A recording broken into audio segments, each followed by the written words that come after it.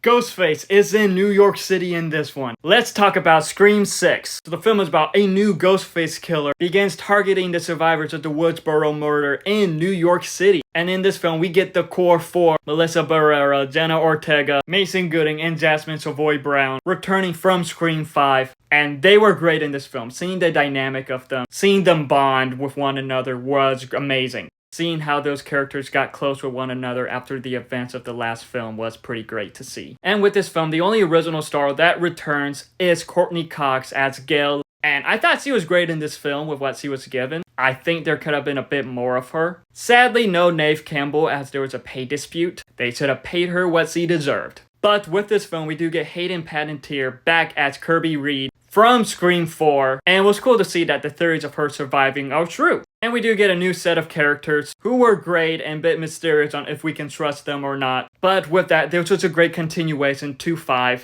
As we see the core four in a new place, New York City, showing how they've been dealing with the events of the last film, especially with Sam, Melissa Barrera's character. And Melissa Barrera in this film was just phenomenal. She was badass. After this film, she became one of my favorite final girls, as I do feel like that the writing with her in this film was much better. And with this film, there was just a lot of moments with Ghostface, as there were times with like whoever was in the Ghostface outfit was pretty much moving around, being a bit more tactical, if you get what I mean. So that was interesting to see with Ghostface. And the mystery, the reveal on who Ghostface was, kind of predictable, but yet it was super entertaining to see. And while it was cool that this was in New York City, I wish that it showed off more of New York City. That is like the one thing I felt that this film lacked. But a lot of ideas with this film, I feel like that they were executed pretty well, as we see it tie into all the past Ghostface killings. Continue to see how like people in this universe are obsessed with the stab films and just the character development that we see for the characters.